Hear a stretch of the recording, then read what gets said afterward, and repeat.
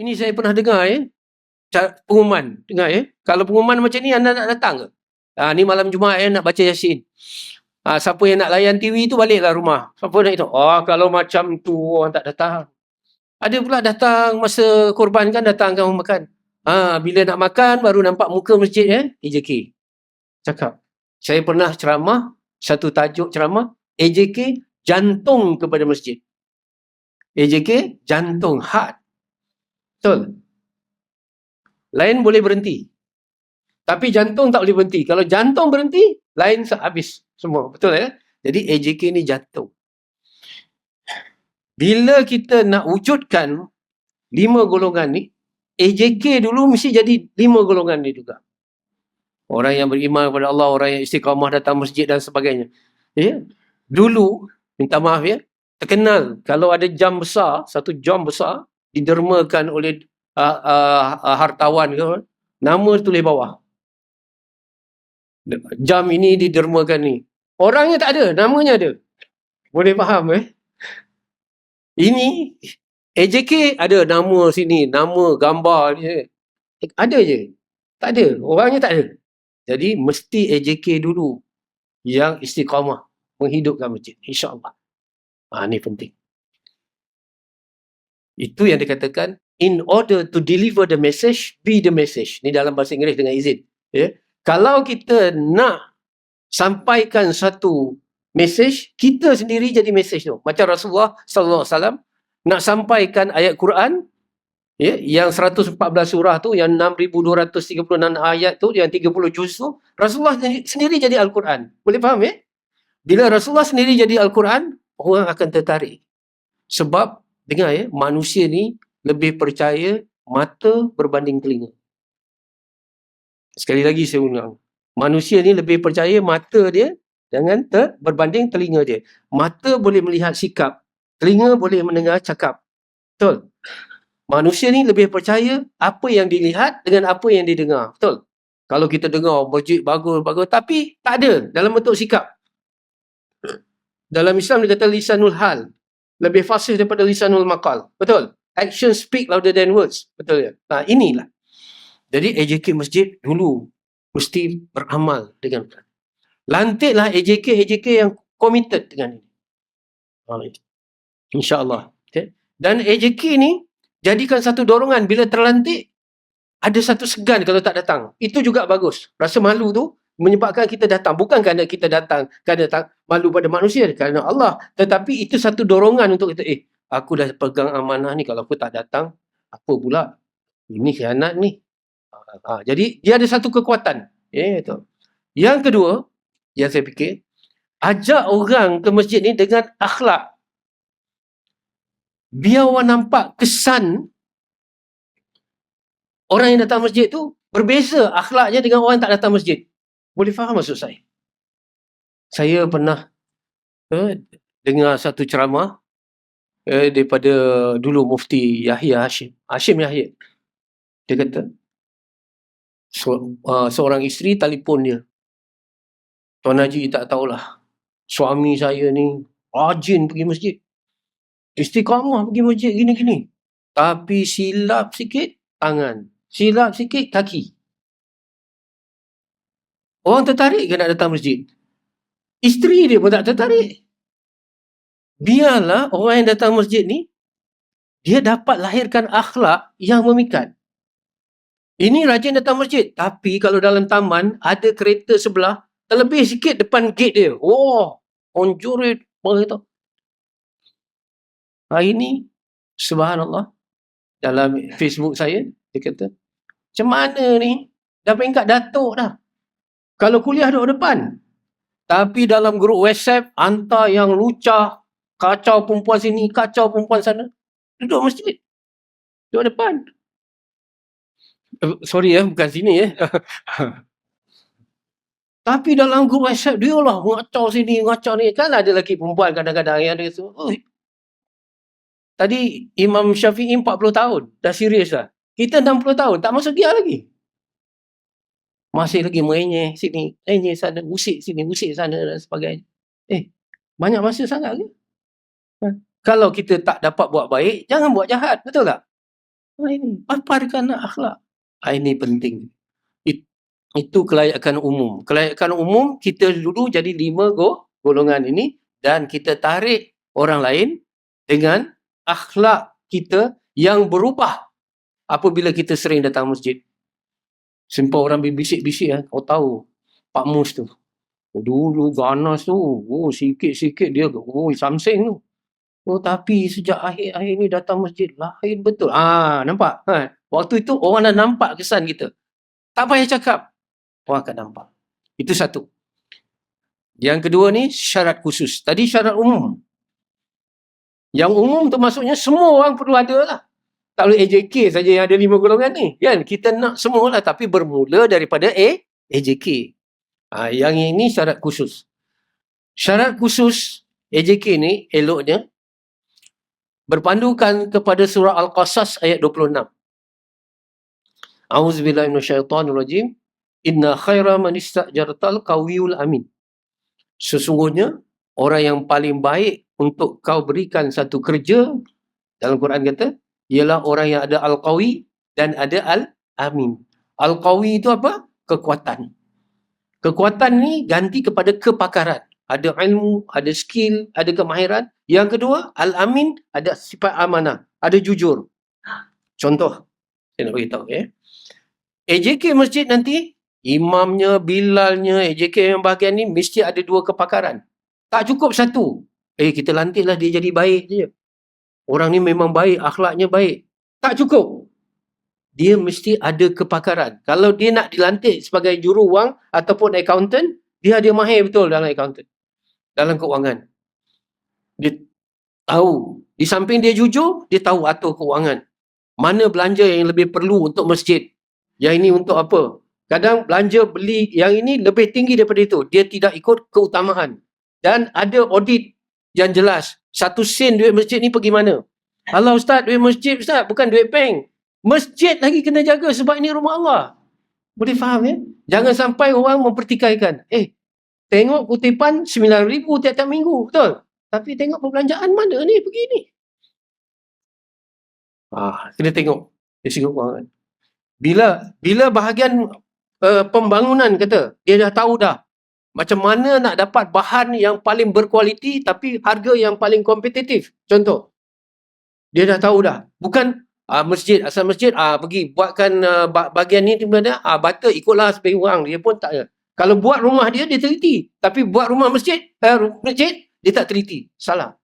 Mesti teliti. Dan orang ni mesti ada ilmu tentang pembangunan.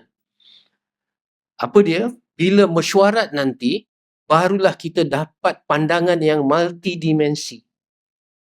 Betul Yang ini orang bagi kepakaran macam ni. Yang bahagian serantam, bahagian promosi, dia tahu macam mana kita nak buat TikTok, nak ajak orang datang masjid. Ni orang muda lah kena ada. Sebab itu, dengar AJK ni kalau boleh mewakili pelbagai. Ada grup remaja ada dalam AJK ni supaya dia boleh menyuarakan pandangan orang muda. Macam mana nak tarik orang datang ke masjid. Betul? Dan sebagainya. Dan imam-imam perlu dihantar untuk belajar intonasi suara, body language ketika memberi ceramah ke, khutbah dan sebagainya. Tingkatkan kemahiran. Ini saya pernah dengar pengumuman. Dengar Kalau pengumuman macam ni anda nak datang ke? Ni malam Jumaat nak baca Yasin. Siapa yang nak layan TV tu baliklah rumah. Siapa nak itu? Kalau macam tu orang tak datang.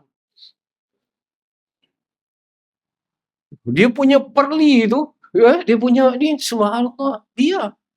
Ada pula datang masa korban kan, datang kan makan. Bila nak makan, baru nampak muka masjid AJK. Cakap. Kupon korban. Dia bagi dia punya klik-klik je. Orang ini kita tengok bila orang tu sakit, orang tu nak sakit, orang pun panggil lah baca Yasin. Bila bapak sakit, baru tahu nak panggil orang masjid. Sinis. Sepatutnya, walaupun dia tak pernah datang masjid, tiba ayah dia sakit, waktu itulah kita datang. Waktu itulah kita tunjuk akhlak kita. Mana boleh boykot? Boleh faham maksud saya Ini yang penting. Dan aktiviti-aktiviti menarik orang ramai ni mesti melibatkan semua golongan dan pelbagai. Jangan kuliah saja semata-mata. Tengok ya, mesti aktiviti sukan ada. Saidina Umar dalam buku Islamic Management, dia kata, kalau aku pergi ke satu tempat, aku tengok mana masjid dan mana tempat permainan bagi remaja. Selalunya aku akan dekatkan masjid dengan tempat permainan. Boleh faham ya? Dia main bola azan. Datang. Kita dah tahu grup tua ni macam mana nak datang. Orang tua ni buat pemeriksaan kesihatan. Atuk-atuk, nenek-nenek, hujung minggu ni kita panggil doktor, kita buat tengok BP macam mana, ini. Panggil orang yang tahu tai chi, kan? Buat tai chi. Bagi yang tua-tua ni buat tai chi pelan-pelan, orang datang lah. Ya? Lepas tu kita bubur sikit. Nasihat ni untuk apa ibadat, supaya kita ini. Masukkan sikit, betul tak? Ya. Zumba tak payahlah. Ya. So ini, subhanallah ya. Sebab itu subhanallah ya, selagi ada suara budak-budak dalam masjid lompat sini lompat, itu petanda umat ini akan bangkit. Umat ni akan bangkit. Kalau ini kata Muhammad Al-Fatih, kalau ada lagi terdengar teriakan budak-budak bermain di dalam masjid, itu petunjuk umat ini akan bangkit. Kalau tidak, tak boleh. Rumah kena marah, dia bising. Datang masjid, dia bising, kena marah. Akhirnya, marempil lah. Tengah jalan tak ada orang bising. Betul. Kita bagi. Alhamdulillah sekarang banyak tempat masjid-masjid saya nampak, dah ada tempat khusus bagi budak-budak. Kalau kuliah, dah ada seorang yang diberi upah untuk jaga budak-budak masa kuliah. Anak-anak semua. Ini penting. Subhanallah. Jadi akhirnya, masjid mestilah menjadi zone of peace and naturality. Di masjid, saya baru ni cakap dengan Ustaz Herianto, kenal ya? Ustaz Harry nama dia. Dia kata, kalau di masjid pun kita tak boleh satu, kita bergaduh, kat mana lagi kita nak damai ni? Kat mana kita nak damai? Kalau kat masjid bergaduh, maksudnya, dekat mana lagi? Jadi masjid, minta maaf ya, mesti bebas daripada warna. Walaupun kita pegang warna ini, datang masjid, clear. Boleh faham ya? Warna biru, warna hijau, warna merah, warna oren. Datang sini, sama Allah. Tak apa. Pegang tak apa. Pegang itu ijtihad dan politik, tak apa. Dan kalau saya contoh saya pernah duduk dalam satu ceramah, sini satu kumpulan. Gitu. Orang tak datang ceramah dah. Bapa aku datang, aku kena bedai tu. Tak apa. Jangan kata ini salah, jangan kata ini betul, jangan kata ini hitam, jangan kata ini putih, suluh saja. Boleh faham Jangan kata ini hitam, ini putih, jangan. Bagi ilmu, suluh. Dia suluh sendiri. Dia suluh, dia tahu ini hitam, dia tahu ini putih. Boleh faham Di masjid. Kalau di luar, tak apalah. Tak kisah. Tapi masjid mesti natural. Ini penting. Jangan bergaduh. Backstabbing, backbiting ni, umpat sini, umpat keji dan sebagainya, jangan. Terpilih. Tak terpilih, terus datang masjid. Pernah satu ketika tu, dia pengurusi, tak terpilih tahun tu. Bila-bila duduk jauh-jauh dah. Orang kata, Pak Ji datanglah sini Pak Ji. Yelah, orang dah tak suka kita, apa nak buat? Itu, boleh faham Tak payah merajuk, betul lah. Apa pilih, tak pilih, tak dah. Jadi kita datang tinggalkan politik kepartian. Lagi satu ni, bangsa-bangsa ni. Ataupun suku-suku, kalau Negeri Sembilan lah kan. Tapi dia suku-suku tak ada lah. Ini Bangla, ini Indon, tak. Bila datang masjid, dia sahabat kita. Ada, saya tengok, minta maaf masa bagi daging korban ni, jangan bagi, itu Bangla tu, memang padahal itu yang diperlukan. Kita bagi pada siapa? Buat kenduri, daging, bagi apa? Orang yang blood pressure tinggi, orang yang kencing manis tinggi, ni yang dapat berkilo-kilo. Orang kaya kan? Dia makan pun tidak. Betul? Ini Bangla datang, ini sahabat kita. Ini kita. Jadi boleh harapan saya begitulah AJK nanti kalau terjentam mesti bebas daripada resis, bebas daripada politik kepartian, tinggalkan perkauman, orang ni daripada sini, orang ni daripada sini, dan tinggalkan ni kasta-kasta, orang kaya, orang miskin, orang kaya, orang susah. Di masjid ni kita semua hamba Allah. Mudah-mudahan insya-Allah kita akan dapat satukan umat ini. Insya-Allah.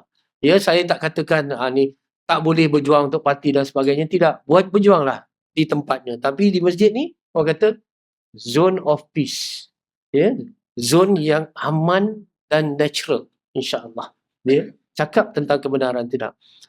Boleh berpolitik dalam masjid, tapi bukan politik kepartian. Politik kepartian. Sebab Islam tu sendiri ada ajaran politik. Sebab itu khalifah-khalifah dulu semuanya dilantik dalam masjid. Rasulullah terima tetamu duta-duta luar negeri di masjid. Para tawanan pun diikat di masjid dulu. Supaya nampak orang Islam macam mana solat, macam mana orang Islam bergaul. Para tawanan ni ditengok aja. Subhanallah. Jadi indah masjid tu, jadi one stop center.